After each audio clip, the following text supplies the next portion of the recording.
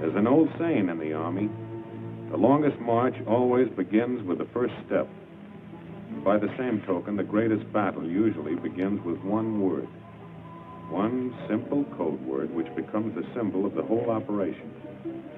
So it happens that the battle for New Britain begins with the word overpower. A secret Army code word. And it means that at a certain time, at a certain place, American troops will land on the Jap-held island of New Britain. It's a tough island to crack. The Japs gave it plenty of teeth. A powerful naval base at Rabaul, good airstrips, and over 100,000 troops spotted in different places and expecting a visit. And besides Japs, there's always the jungle. Never before in history has a large-scale war been fought on such difficult battlefields. Looks pretty, doesn't it? Pretty as a picture in a pre-war travel advertisement. But how is it to live in? Ask Joe Soldier. A jungle-clad paradise crawling with bugs, snakes, and lizards, spiders. Ask him about sweating out a march through blazing equatorial heat. Ask him about the smell, that wet stench of the jungle. Yes, and don't let him forget to mention those tropical sunsets, bringing the malarial mosquito. An attack is prepared in staging areas where the men are rehearsed for the job. Quietly, secretly, systematically, men and equipment start moving into 3 separate areas along this coast. This is done so there'll be no large concentration of troops in any one spot to tip off the plan. A task force is a miniature army, tailored for a particular job. This one consists of a regiment from Texas, a battalion of artillery and service troops, quartermasters, signal corps, engineers, and medicos. They know what this staging area means, a jumping-off place for something big.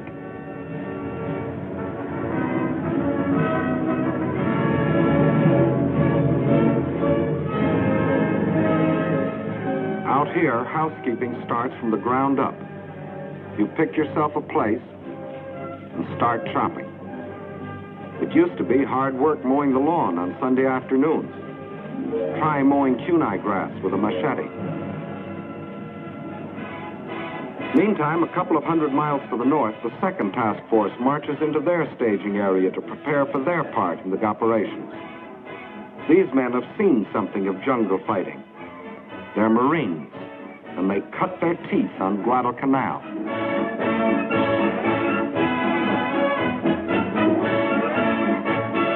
In the third staging area, it's more Marines, more guns, more shells, more thorns to press into the side of Tojo's Island of New Britain. And back of the men come the trucks, the half-tons, the jeeps, the bulldozers, a community on wheels, carrying the 1,001 needs of a task force. Food for bellies and gun barrels, canvas for cover, wires for communication, the tools of a jungle army. When the lot is cleared, you stretch out your house. Doesn't take long. Just fasten the ceiling, get under the center pole, and hoist. And leave plenty of slack on those ropes. The first rain will do the tightening. Nudging out elbow room in this wilderness and getting your stuff across swamps and streams is pretty rugged. But it's good practice for jungle warfare.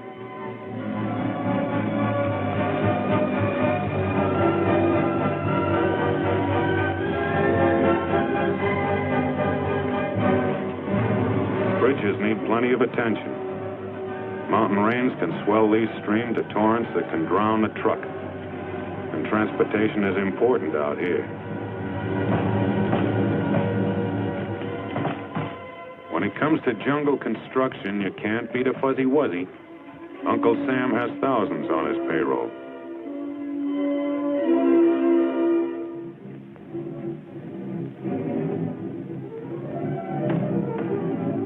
The foreman checks everything. Thatched roofs keep keep out most of the rain, some of the heat, and none of the bugs. And don't think these builders don't know the value of money. Money will buy a pig, and a pig can be exchanged for a wife.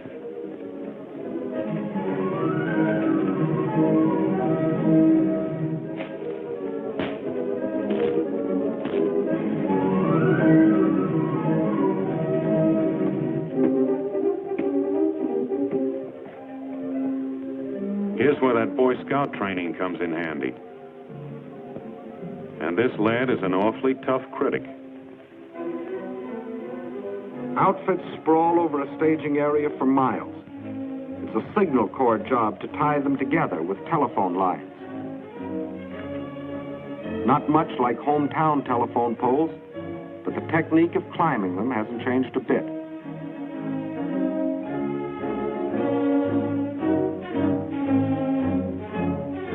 The nerves run back to the brain. This switchboard at headquarters will handle 1,000 calls a day. Orders, reports, requests, instructions to field phones out where the jungle begins.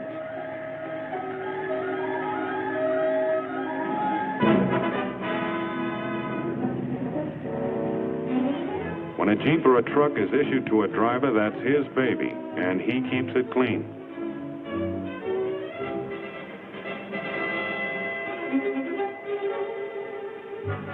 The old swimming hole, jungle style. It's the bath, shower, and laundry combined. First scrub your skin, then scrub the clothes you just took off.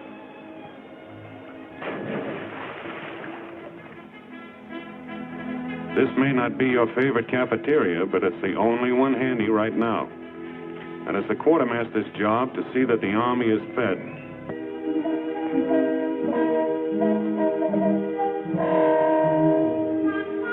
There's a mess of vitamins that'll pad your ribs, but don't get us wrong. We still like home cooking.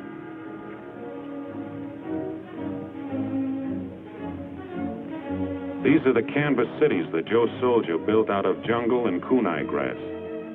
Like their forefathers, these troops have tamed a corner of wilderness into a temporary home. 5:45, and the day begins.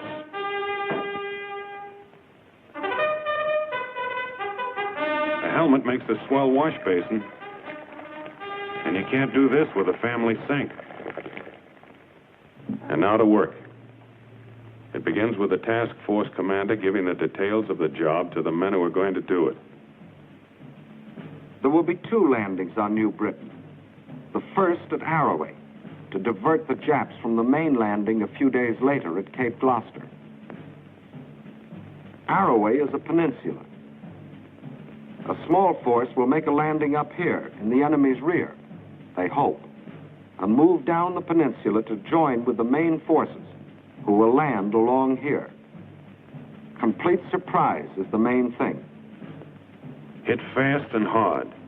Gain a foothold before the Japs can move a large force against you. That's what unit leaders are telling them. A soldier has to know what he's supposed to do, where he's supposed to do it, and why. And this is the time to check your weapons. A gun jam on a beachhead might happen only once. The same thing is going on up in the Marine staging area. Weapons, equipment, and the men themselves get a personal once-over. Anti-aircraft protection stays on its toes, just in case. 37mm anti-tank teams have to load, aim, and fire almost simultaneously. They can get off about 30 rounds a minute. It's rumored that a Lone Star governor once said, "By gad, if the United States ever goes to war, Texas will go with it." And here she is.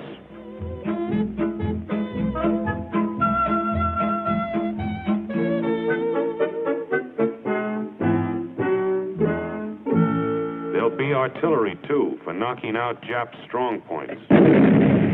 Sometimes it takes a flamethrower to burn out a pillbox. They work well in jungle warfare. That could be a NIP installation. Native fighters, or bongs as they're called, give our troops a few tips on the technique of jungle fighting.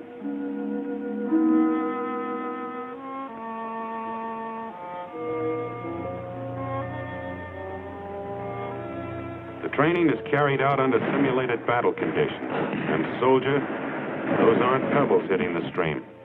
You've got to know how to fire at sounds, too. Because jungle fighters seldom see each other alive. The last stages of training begin aboard the ships that will carry the troops to their mission. This practice ends in a full-dress rehearsal.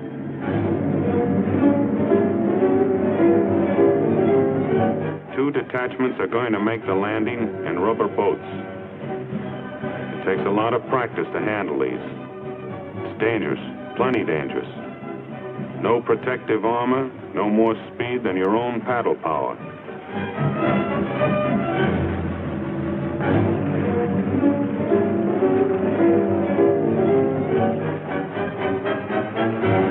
Regular types of landing craft may have trouble getting over the coral reef at Arroway, so buffaloes and alligators have been selected to bring the first wave of assault troops ashore. What's an alligator? It's an amphibious tank.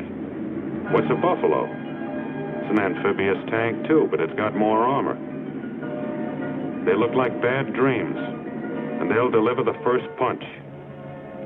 And now let's hear what the general thinks. The secret of your success is your squad and platoon leaders. They must get hold of their outfits and control them. But control doesn't mean bunching. The buffaloes will land in a wave. From then on, they're tanks. They crash through the underbrush. They knock out trees, followed by riflemen. You run upon a Jap machine gun nest. What do? You circle it, infiltrate, use grenades. And don't make the mistake of stopping to help a man who gets hit. You haven't got time. Let the medical men pick him up. So now, it's up to you. Remember, you can only go forward. You can't go back. There'll be nothing to go back to. Just grab a piece of beach and start shoving. Are there any questions?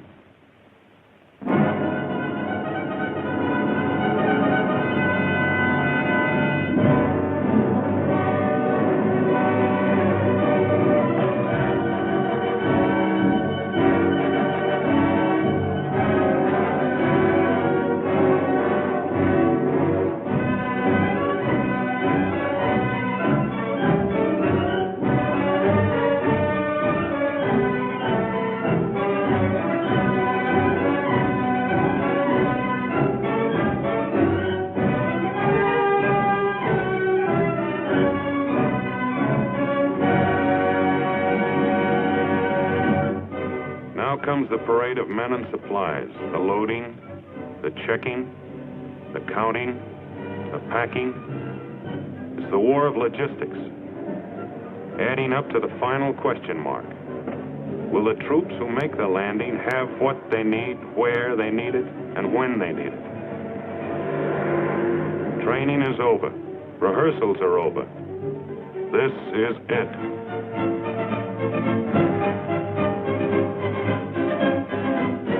Remember, this is only one of 3 task forces, and it's going to make the landing at Arroway a few days ahead of the big staff at Gloucester.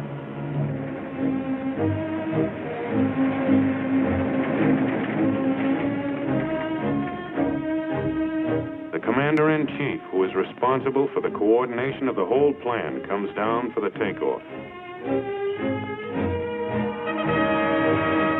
General MacArthur and General Kruger on the right, commanding the 6th Army, have a last-minute chat with the task force commander. And what they said is a military secret. The first assault waves are ready.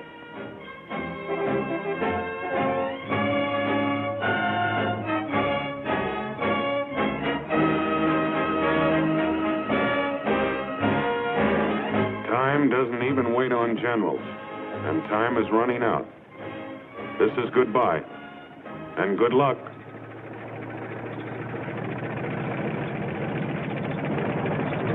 they go.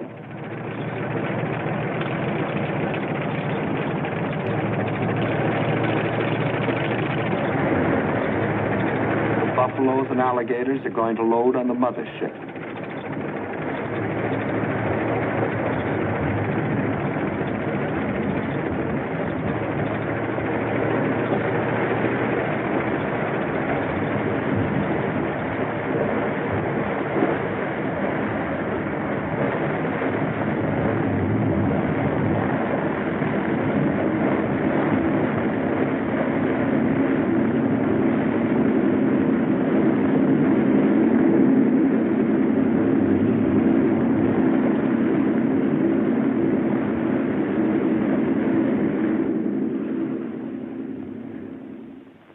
Meantime, the main force loads aboard its transport. Once up the net, the landing craft that brought them will be hoisted aboard. And the rubber boat detachments move out to load on the destroyer that will carry them.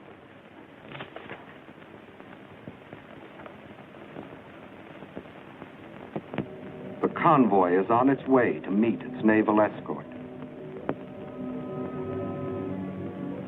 This is D-Day -1. The men know that means the day before invasion.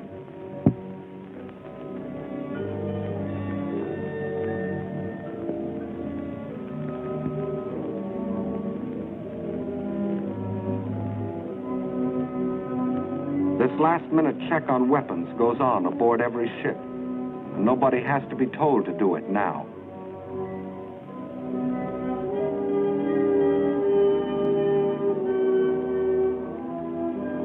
Ammunition to fight malaria.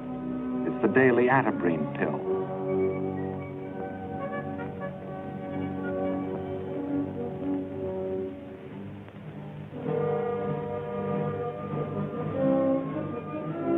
This too happens on every ship. Last-minute instructions to officers and non-coms. It's called briefing. Over there fast. Whatever happens, keep contact. Message center will be in here. Get your messages back as fast as you can, of course. Keep your men dispersed. Cut out bunching. Look out for this high ground over here. You'll have to hit it from the flanks, I think. And above all, keep moving in this direction. You've all got compasses.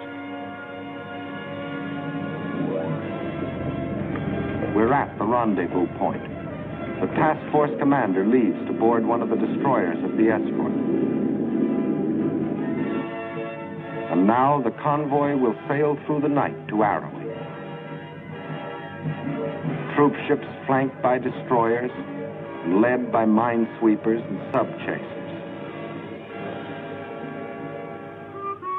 I hate to see that evening sun go down.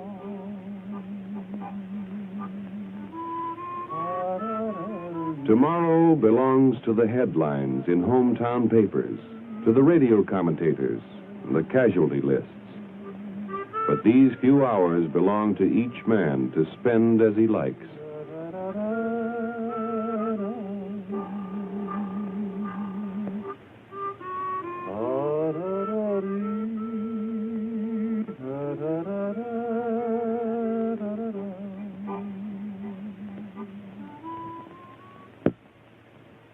D-Day.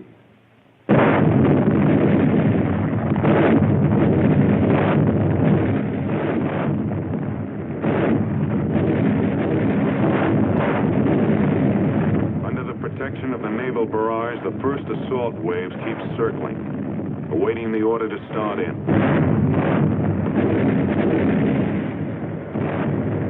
There they go.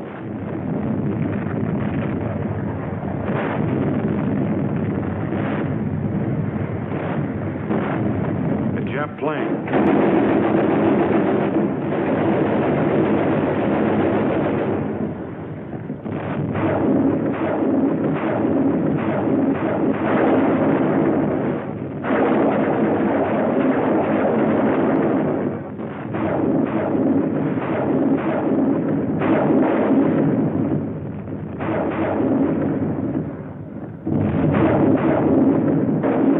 Rockets packed with high explosives explosives. Calling cards to clear the beaches of small arms fire.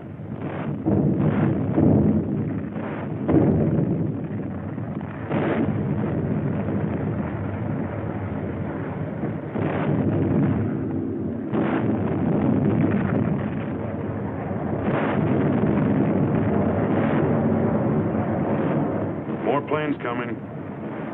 Ours, we hope. Yep. It's a sky full of angels, our own B-25s.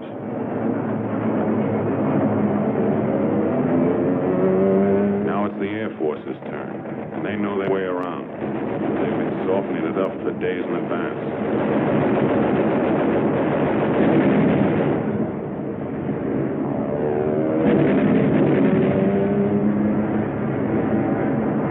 Propaganda leaflets to tell the Jap what's happening to him and why.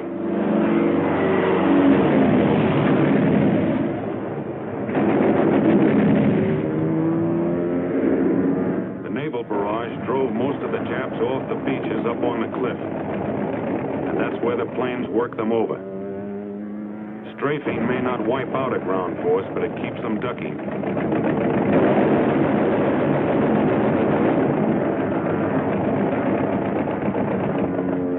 The landing place. The first casualty, result of a Jap machine gun burst. It's safe to raise your head and look at the shore now. And here's why. This is what naval barrage and air bombing can do to a shoreline.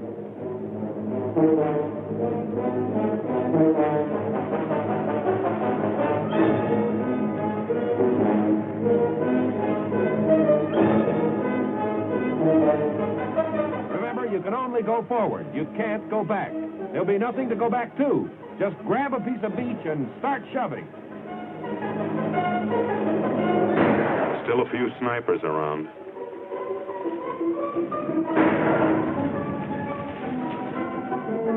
Patrols grope ahead of the main body to feel out the Jap's strength, to locate his positions.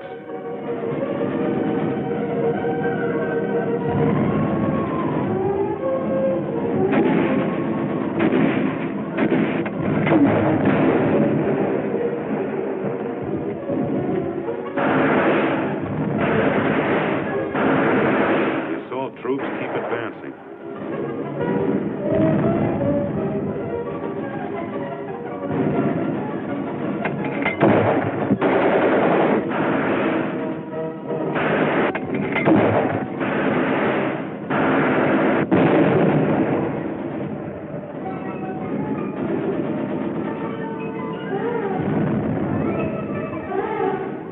The peninsula was lightly held, but there are still plenty of Japs to comb out. You don't see many, except this kind.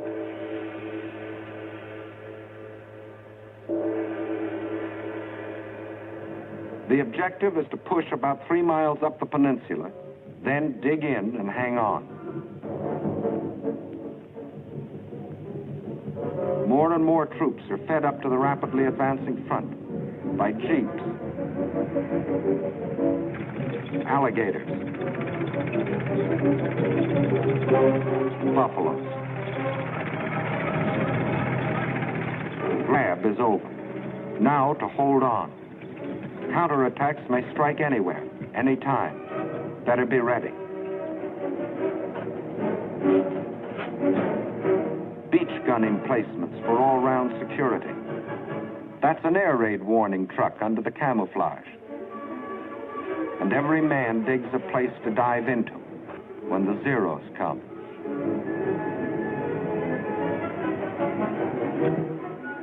Communication keeps pace with combat. Switchboard and message center open for business.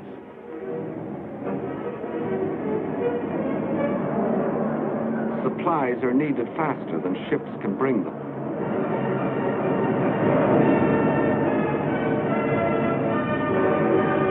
Parachute-borne ammunition coming down. But they don't always select ideal landing places. A job for the pole line crew.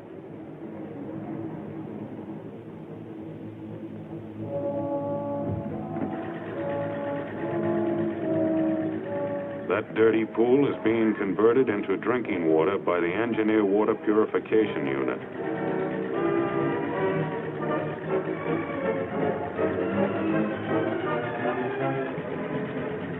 Men may one day forget many things of this war, but never the taste of chlorine.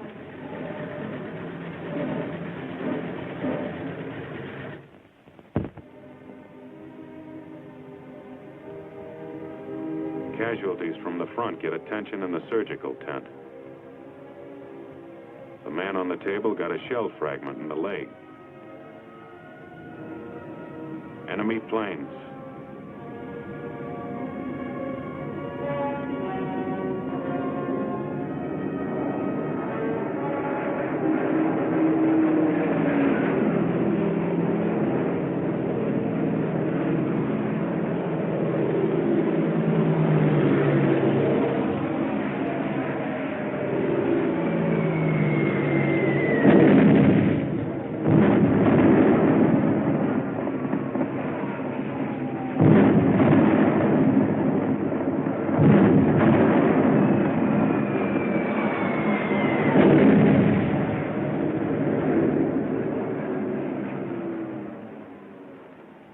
This is what's left of the surgical tent filled with wounded men after a direct hit.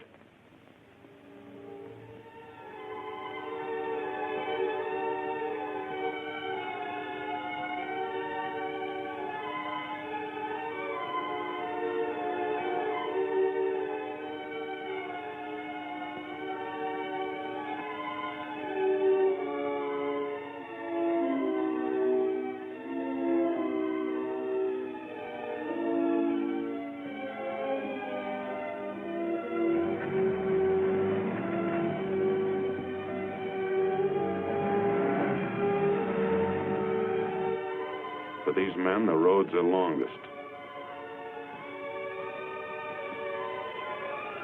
Having received emergency treatment, the wounded are evacuated to hospitals in New Guinea. This landing was a complete surprise to the Japs, so resistance was light, except at the upper end of the peninsula where the rubber boats went in before dawn. They met heavy machine gun fire before they could reach the beach. The boats were destroyed. The men were scattered. They just couldn't swim and fight at the same time. But the main landing is successful. The Japs have been driven back up the peninsula.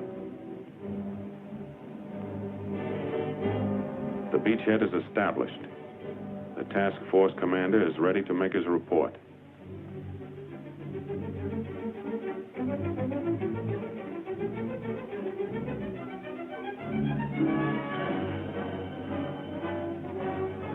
And now for the main event, the landings on Cape Gloucester. Arrowey was the feint with the left. Gloucester will be the right to the jaw. Here, here, and here. The forces will capture the airstrip and converge, setting up an American stronghold on the supply line to Rabaul.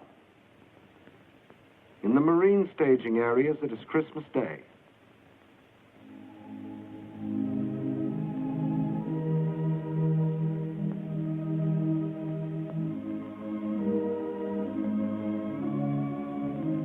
The last mass before sailing for Gloucester.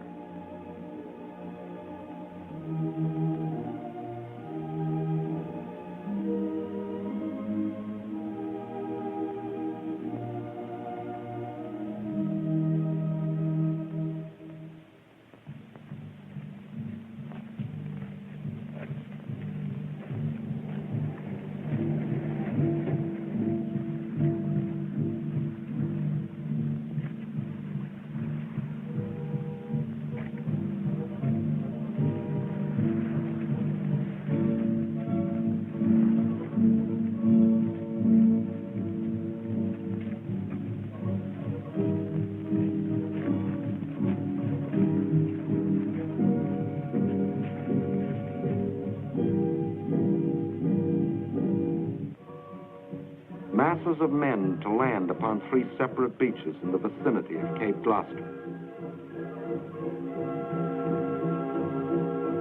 This is to be the main effort. It is an army made up of 2 task forces in the teeth of known Jap power.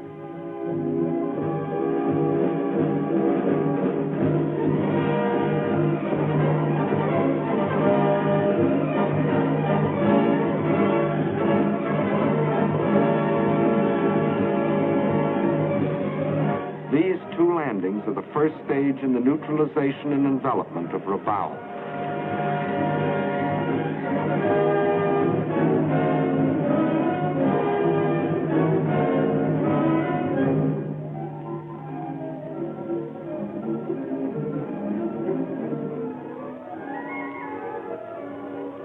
On Christmas night, a vast convoy sets out.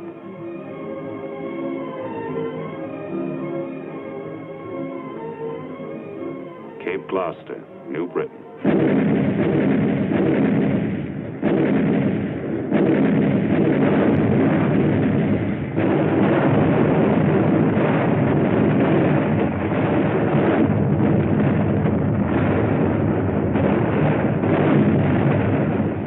Nearing the height of the naval bombardment, the first assault load into Higgins boats.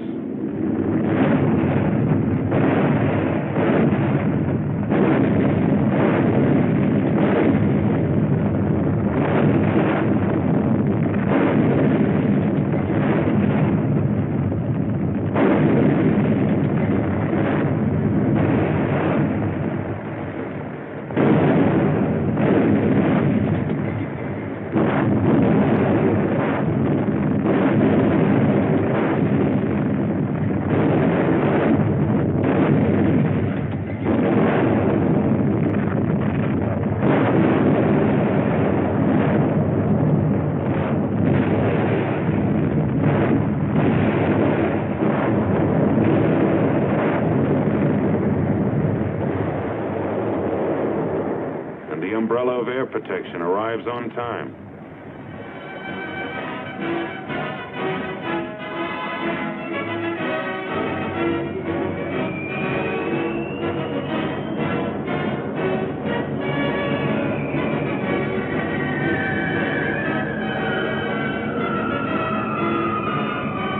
Back at the beaches, the jungle crawls with Japs. They're dug in and well fortified, but not against this.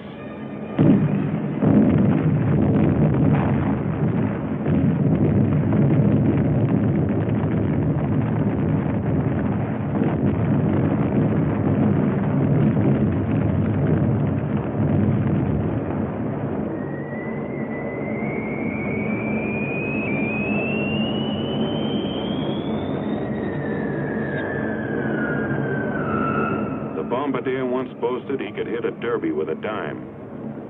Here's where accuracy really counts.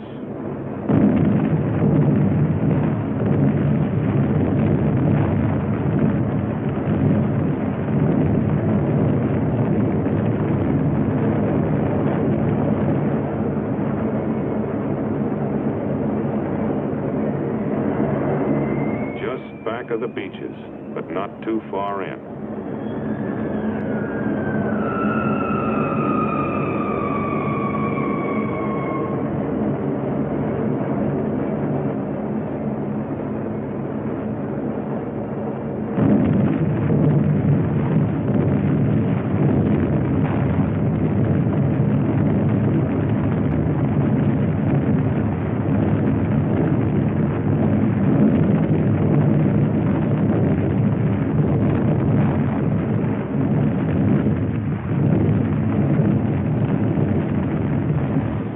Boats keep moving in.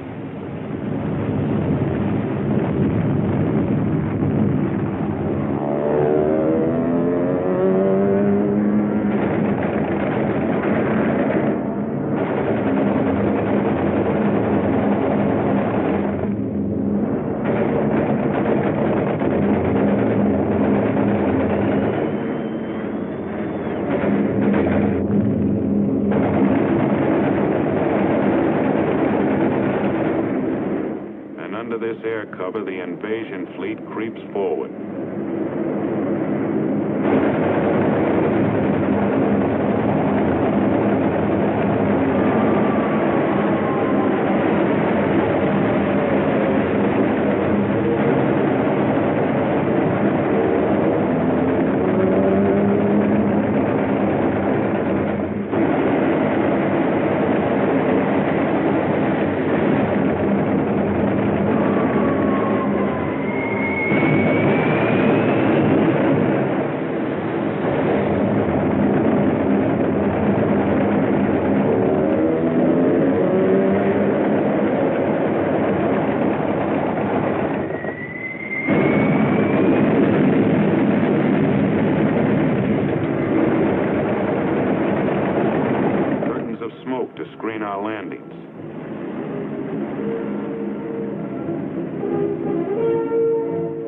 come the first waves in Higgins boats.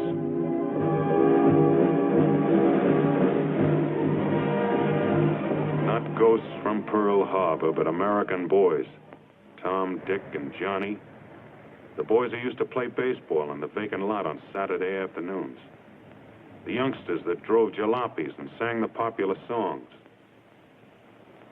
You may have wondered sometimes if they'd ever amount to anything. Well, here they are, giving everything they've got. This is jungle. These assault waves are like a hand stretched out in a dark room, feeling their way. If they are stopped here, the main force landing behind them is stopped too.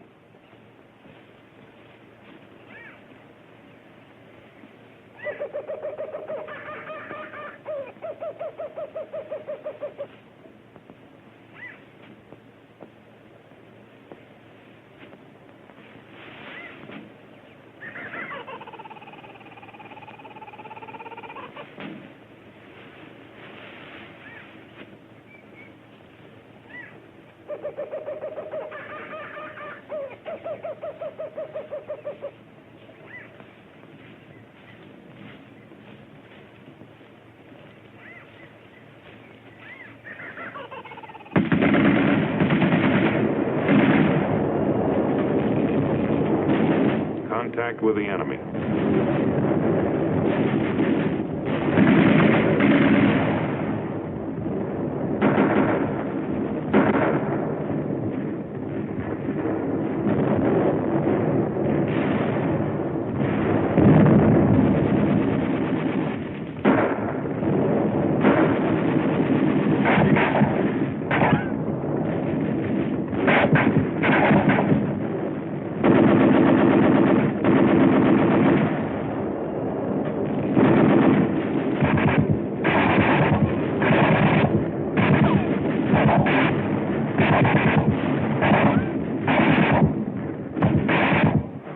Come the landing craft infantry, called LCIs. They're bringing the main fighting strength to back up the assault wave.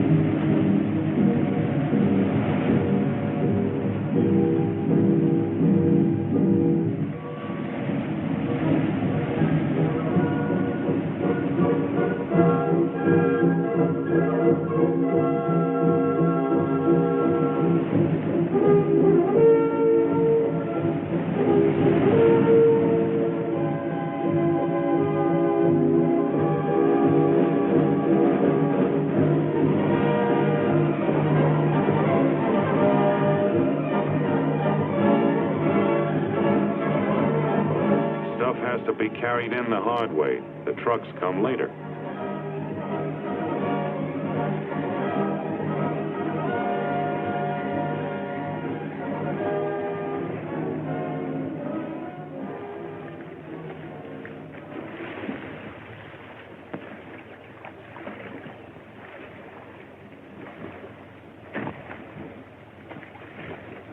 Digging in, up at the front.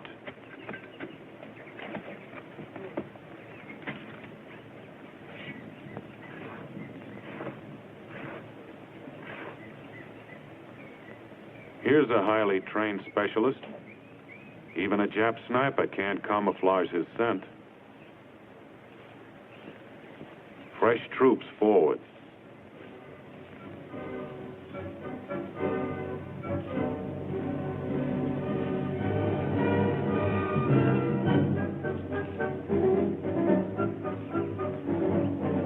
Wounded to the rear.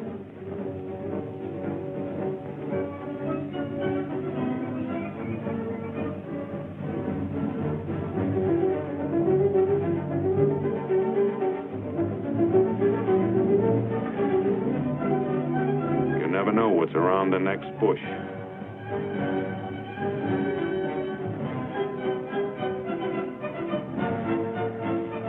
Dead Japs aren't always dead.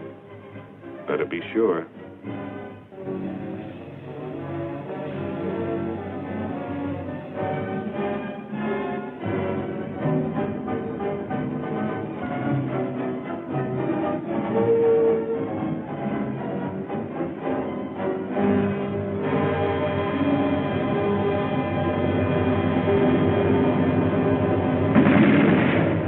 Enemy strong point.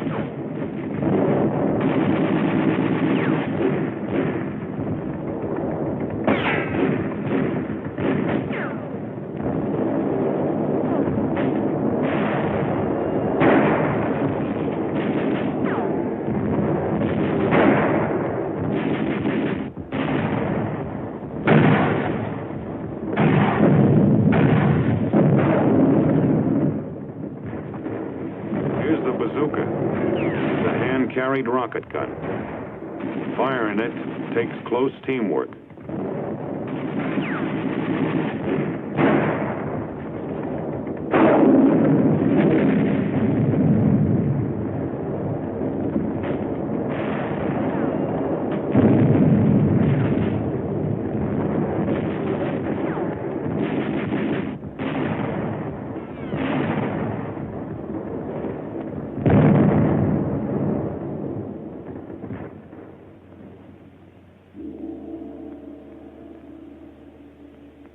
Hand grenades, mortars, bazookas, and flamethrowers did this.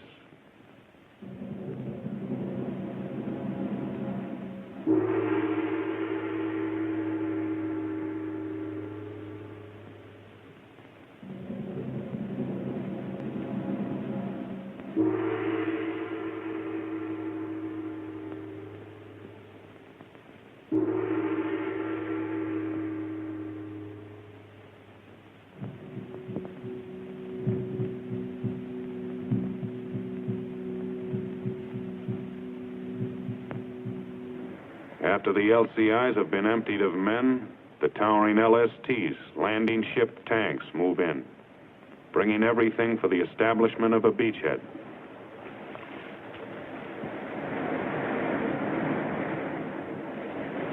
This succession of ships, all in their proper order, thousands of men and tons of supplies have but one purpose: to keep a thin line of riflemen fighting their way forward into the jungle.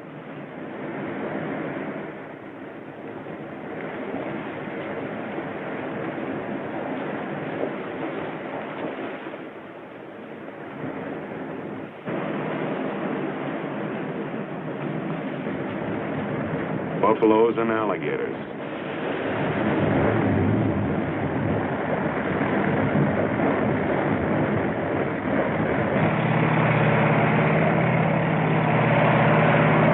Mechanized sledgehammers, smashing holes in the jungle wall.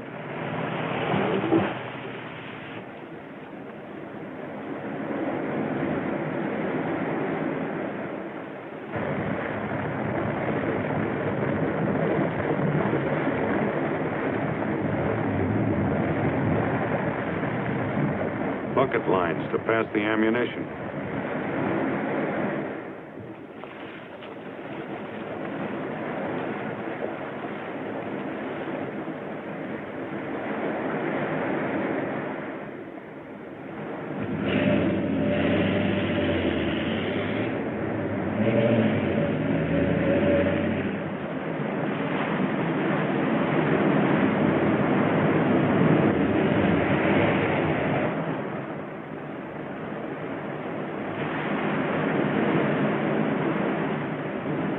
Jeeps do a lot of things, but they can't swim.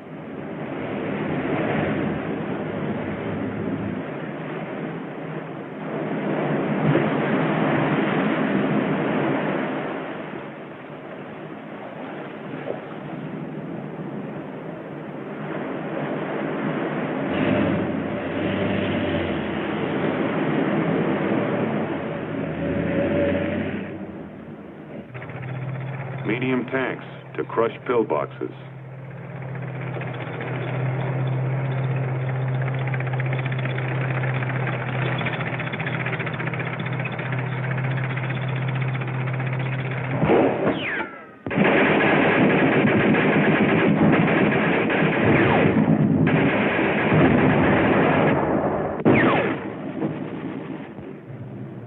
An hour or two later, the trucks roll in.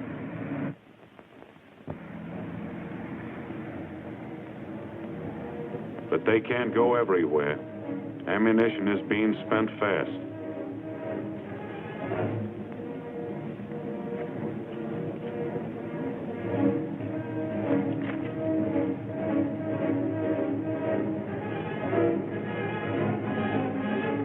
For every finger squeezing a trigger, there are 100 others pulling, hauling, and carrying.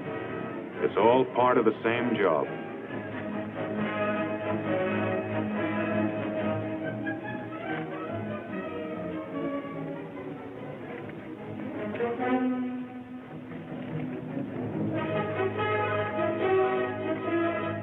That's barbed wire they're carrying.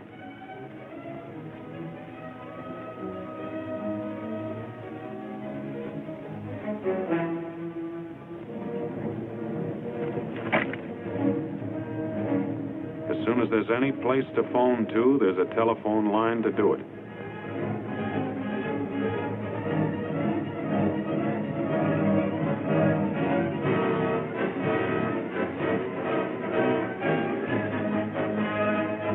A final protective line against counterattack must be prepared.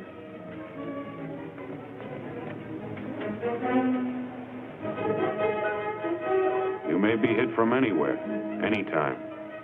From the flanks, or from the rear, or from the air.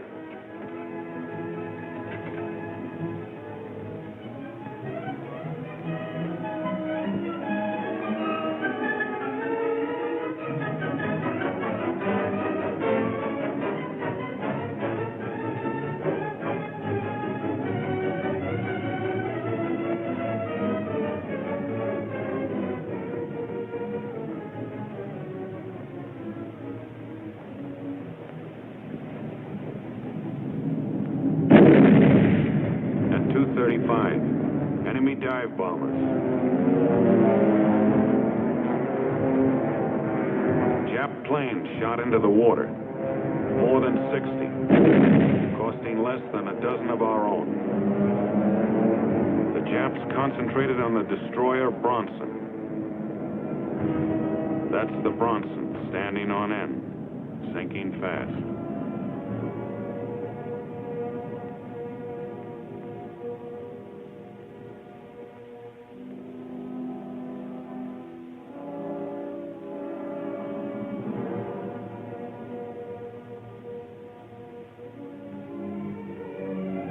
But among the floating wreckage are survivors.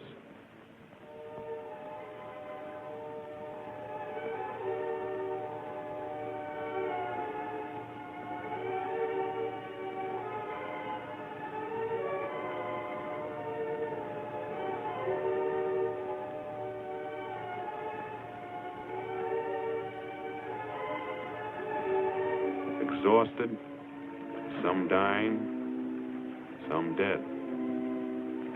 Some with clothes blown off by the concussion of bombs.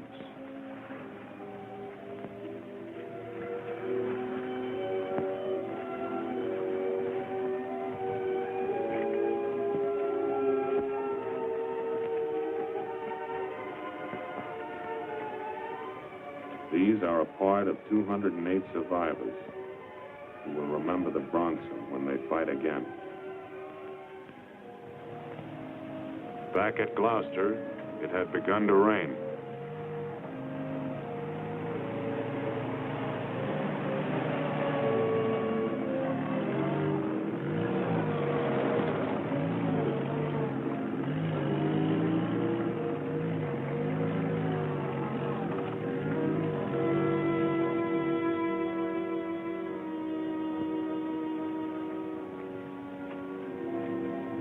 The folks back home are eating Christmas dinner about now.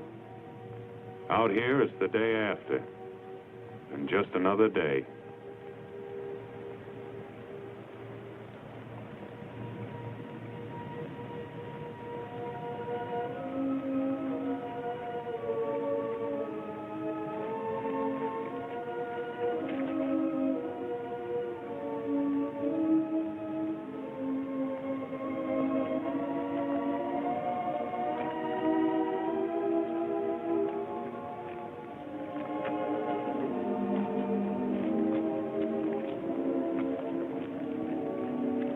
Just one more enemy. Mud.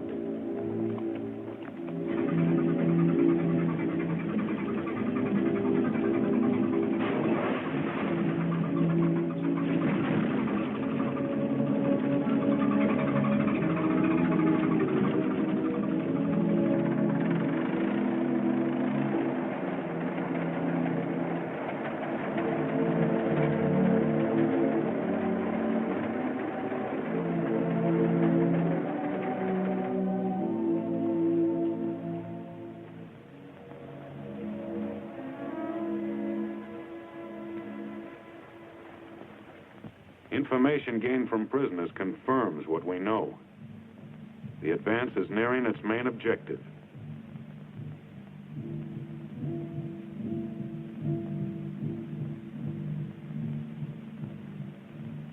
But every step forward means some men coming back on stretchers.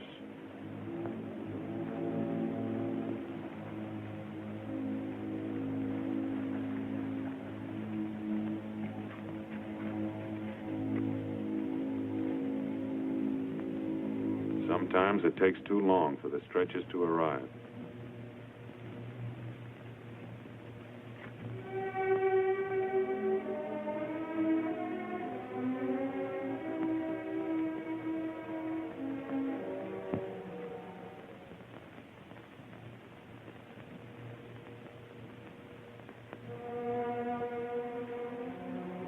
Medical officers scrubbing up for emergency treatment before evacuation.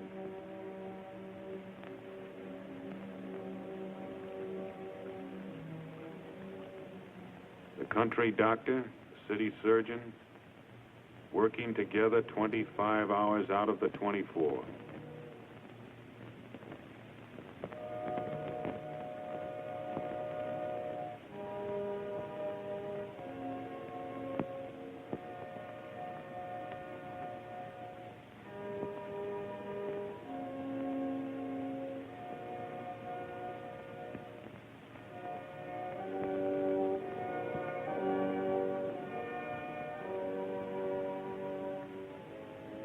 Part of the price of a beach landing.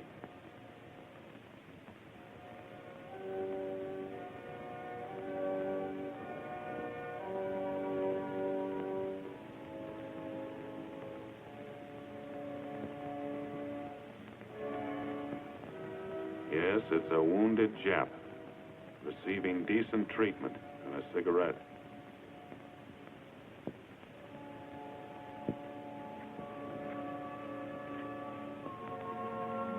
On the beach the next day, wreckage.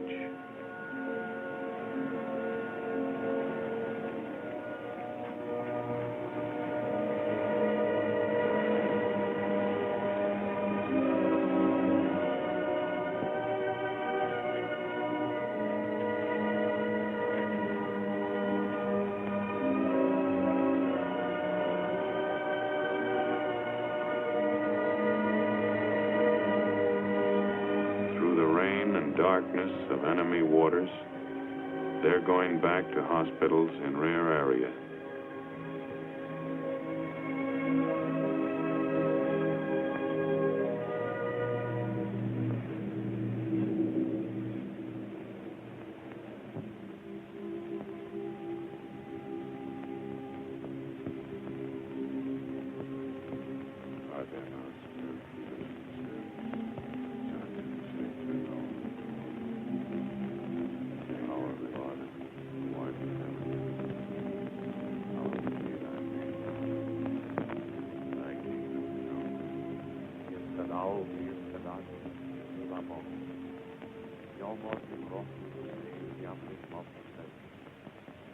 Gewoon weer een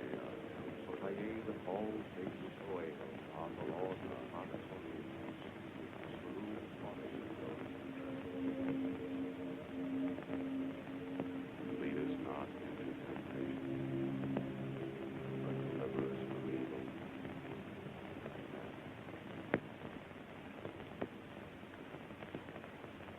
Fire! Fire! Fire!